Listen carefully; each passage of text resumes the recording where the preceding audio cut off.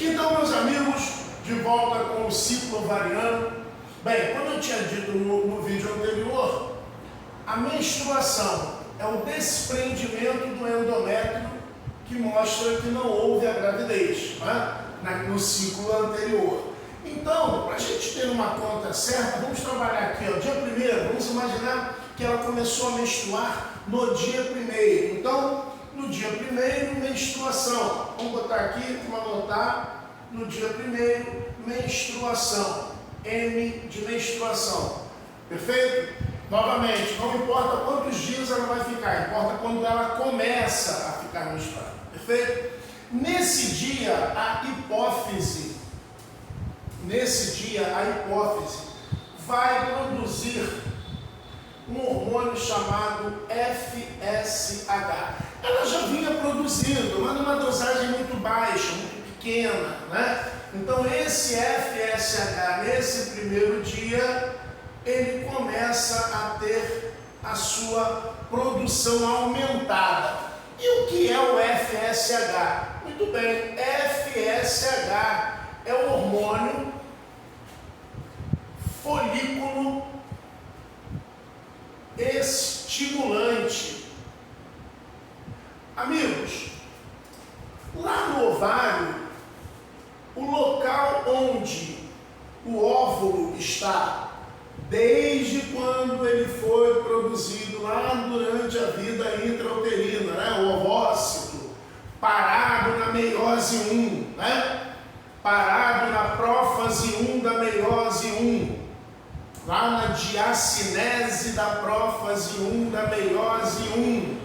Essa interrupção tem nome, inclusive, ela se chama dictióteno, né? Então ele está em dictióteno, que é a interrupção na diacinese da prófase 1 da meiose 1. Está paradinho lá.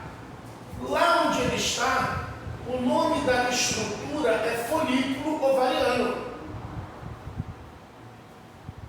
Folículo ovariano. Então, amigos, o hormônio folículo estimulante é aquele que induz o amadurecimento do óvulo. Mas quando eu leio amadurecimento do óvulo, na verdade eu posso substituir essa frase pelo reinício da meiose 1. Ou seja, vai sair da prófase 1, vai para a metáfase 1, onde os cromossomos homólogos vão para o equador da célula aos pares. Vamos parar na fase 1, onde esses pares se separam. Vamos para a telófase, onde formam-se duas novas células, sendo que uma vai ser o ovócito, a outra vai ser o primeiro glóbulo polar. Mas essa história do glóbulo polar, a gente tem que ver lá no vídeo de gametogênese. Não deixe de assistir o nosso vídeo sobre gametogênese, tá? Para entender melhor isso aí. Bom, então esse FSH começa a subir. Muito bem, esse FSH, além de induzir o amadurecimento do óvulo, estimula também os ovários a produzirem um outro tipo de hormônio, os estrógenos. Então, folículo estimulante estimula o amadurecimento do óvulo. Então vamos lá, ó. FSH faz isso aqui, ó. Correto? O FSH faz isso aqui. E logo em seguida temos a produção dos estrógenos. Começam a subir os estrógenos.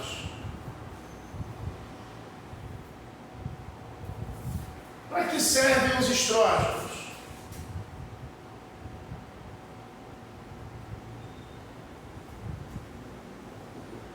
Os estrógenos vão determinar a hipertrofia do endométrio.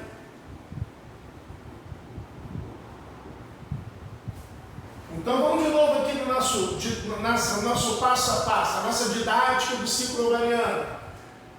Preparo o óvulo. Agora eu preciso preparar o útero. Quem faz isso? Os estrógenos. Os estrógenos. Perfeito? Esse é o passo a passo. Então, o endométrio começa a crescer de novo. Ó, começa a crescer de novo. Para que possa haver a implantação do embrião nele, provável, futuro embrião, se for o caso. Então eu preparei o óvulo, preparei o útero. O que falta? Falta ovular. Falta o óvulo sair do ovário para a trompa para esperar a gravidez, para esperar a fecundação. Perfeito? E como isso acontece? Bom, isso acontece com um fenômeno chamado feedback negativo. O que é o feedback negativo? Né? Ou retroalimentação? Né? Algumas universidades não gostam do estrangeirismo, né? Então não usam, por exemplo, crossing over, não usam, por exemplo, feedback. Né? O que é o feedback negativo ou retroalimentação? É um fenômeno comum entre hormônios que se regulam. Né? O hormônio A estimula o hormônio B. Entendam, vejam se tem sentido, vejam se tem lógica. Se o hormônio A estimula o hormônio B, o A vai sempre estimular o B, o A vai sempre estimular o B, o A vai sempre estimular o B, o A vai sempre estimular o B, essas duas glândulas vão surtar, essas duas glândulas vão falir. O que é o feedback negativo? O A estimula o B. E o B inibe o A. Quando o A é inibido, B também é inibido. Então eu estou promovendo o descanso da glândula. Então, sobe o A, sobe o B, desce o A, desce o B, sobe o A, sobe o B. Então, amigos, o FSH, ele estimula os estrógenos. Perfeito? Mas os estrógenos inibem o FSH. Então, amigos, vamos dar o nome disso de feedback negativo. Correto? Então, vamos voltar para o nosso esquema. Quando o estrógeno sobe, ele automaticamente vai promover a inibição do FSH. E isso faz com que o próprio estrógeno caia também. A diminuição desses dois hormônios gera um sinal, amigos, para que a hipófise libere um novo hormônio, chamado LH. Então, vamos voltar para nosso esquema. O FSH estimula os ovários a produzirem estrógenos.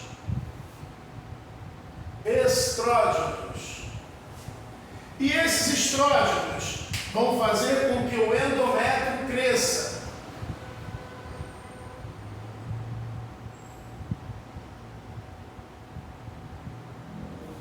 A diminuição desses dois hormônios faz com que o LH seja liberado. E o que faz o LH? Então vamos nós.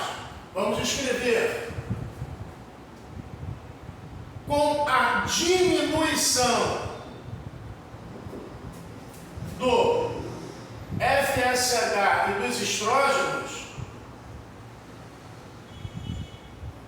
e aí vamos fazer o seguinte, para ficar didático, para ficar bonitinho, FSH em azul, né? Com a diminuição do FSH e dos estrógenos, a hipófise libera o LH, hormônio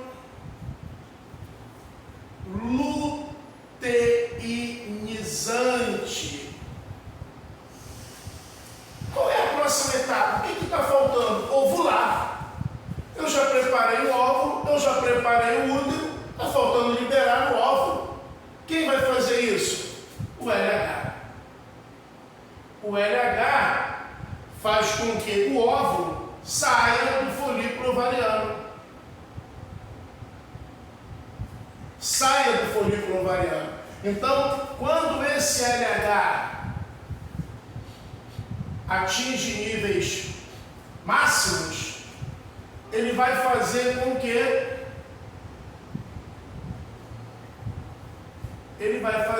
que haja a ovulação.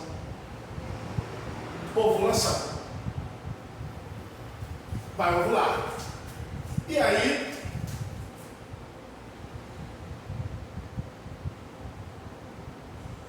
que induz a saída do óvulo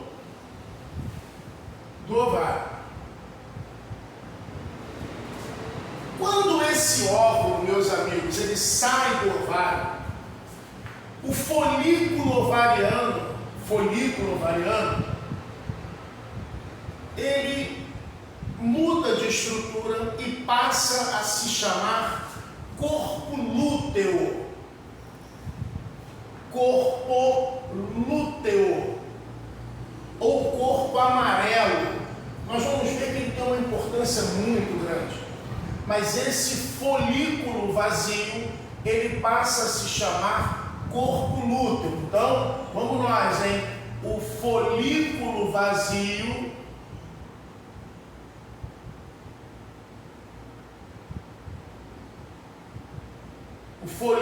ovariano vazio passa a se chamar corpo lúteo. Por quê? Porque, amigos, olha só, vamos só completar aqui primeiro e consequente formação do corpo lúteo. Consequente formação do corpo lúteo. Então, vamos lá. Vamos acompanhar aqui. Vamos acompanhar aqui. De novo, FSH sobe, estrógeno sobe. FSH amadurece o óvulo, estrógeno prepara o útero. Só que os dois hormônios caíram, os dois hormônios desceram. Como fica esse endométrio agora? Como ele fica? Ele vai sair junto, ele vai descer junto. Porque quem fez ele crescer, quem fez ele hipertrofiar, não está mais ali, são os estrógenos. Então, pela lógica, pelo raciocínio direto, o endométrio vai soltar. Mas justamente agora que eu ovulei, como é que eu vou soltar? Como é que eu vou perder o endométrio? Eu tenho que manter o endométrio, eu tenho que manter o útero, amigos, manter o útero. Perfeito? Manter o útero. Então, vamos entender agora o seguinte: o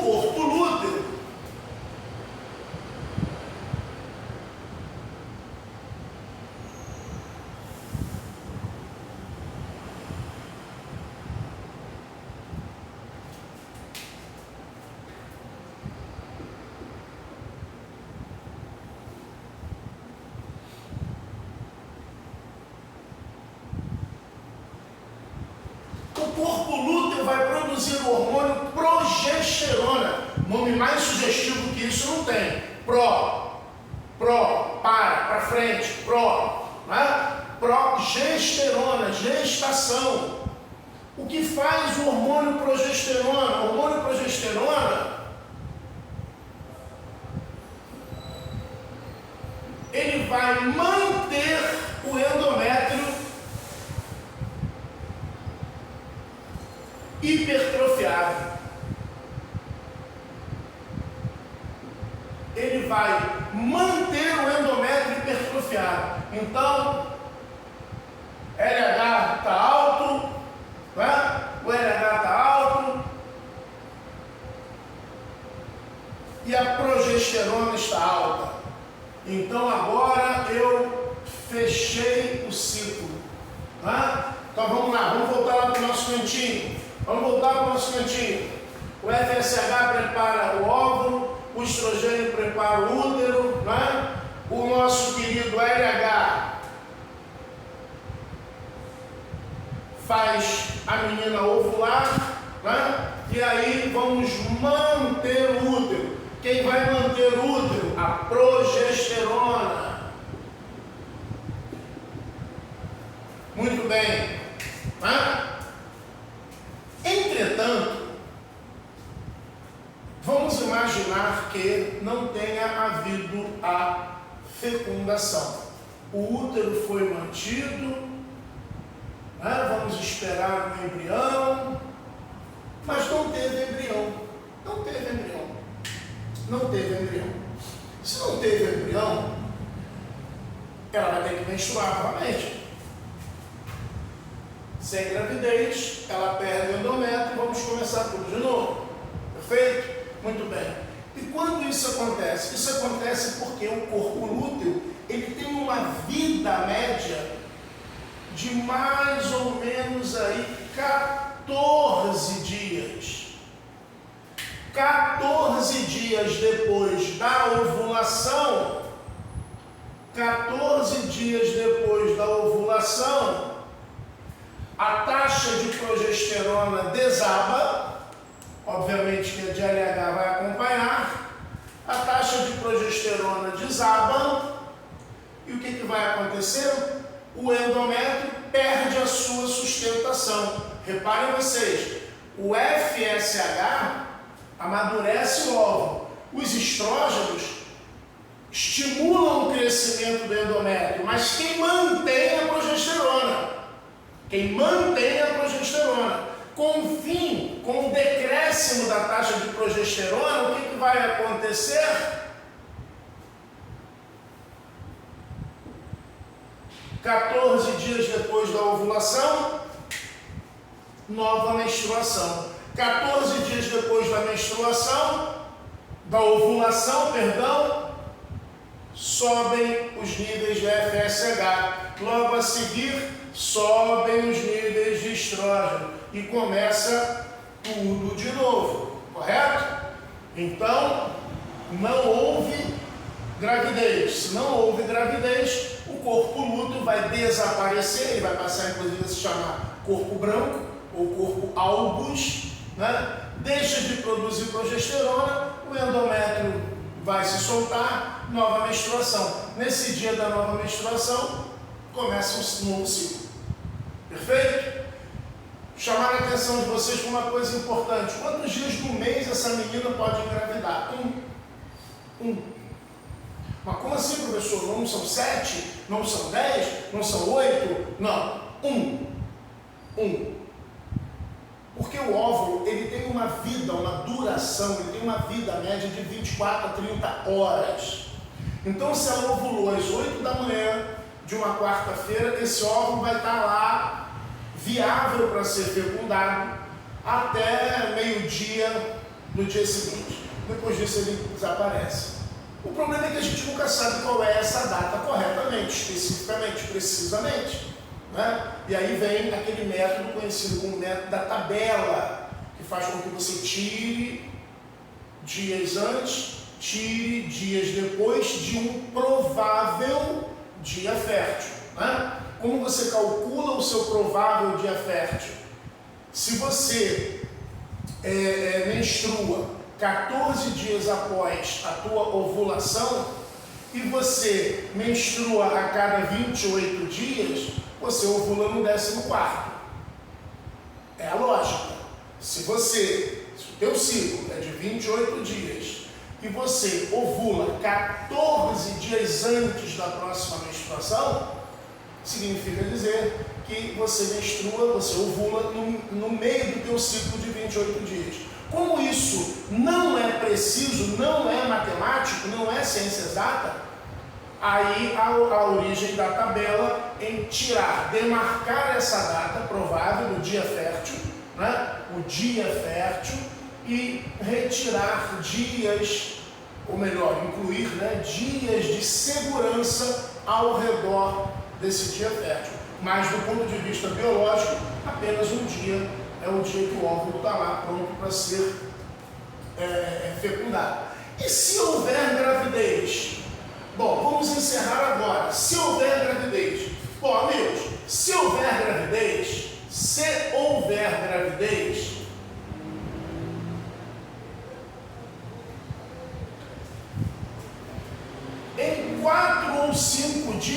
ou seja, se ela ovulou no dia 14 e engravidou no dia 14, lá pelo dia 18, 19, esse embrião está chegando ao útero. Esse embrião vai afundar no endométrio. E aí vai iniciar a formação de uma placenta, mesmo que primitiva, né? Vai se começar a formação dessa placenta. Essa placenta primitiva,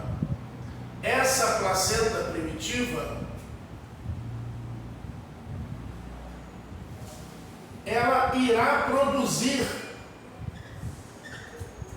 o hormônio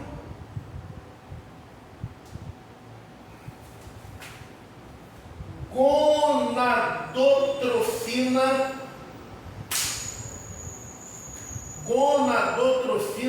coriônica. O nome é feio. Conhecido como HCG. Ah, eu já ouvi falar em HCG. É o hormônio que a gente faz o teste de gravidez, né? O tal do famoso beta-HCG, não é isso? É isso aí. O que faz esse hormônio HCG? Esse hormônio HCG, ele irá...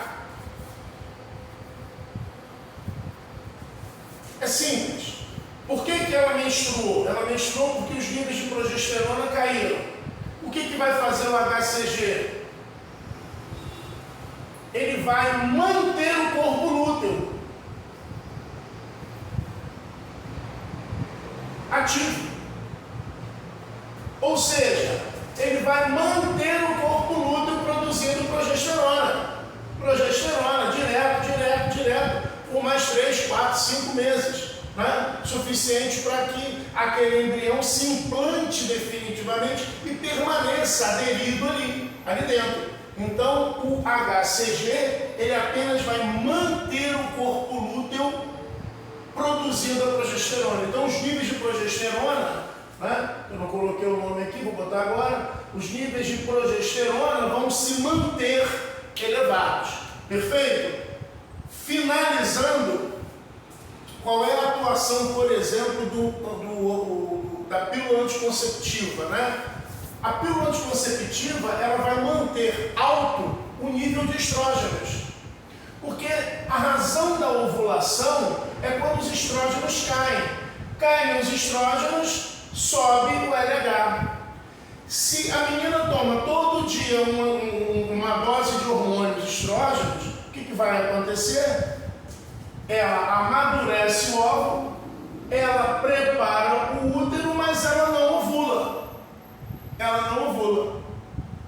O óvulo vai ser contabilizado, vamos usar essa expressão, contabilizado como se tivesse sido liberado, mas ele não é liberado. Ele vai ser destruído ali pelo próprio parênquima do ovário. E aí o que vai acontecer? Como esse anticoncepcional também tem doses de progesterona, quando ela toma o último comprimido, já cá no finalzinho do mês, digamos assim, se ela começou lá no dia 1º, quando ela toma o último comprimido, o que acontece?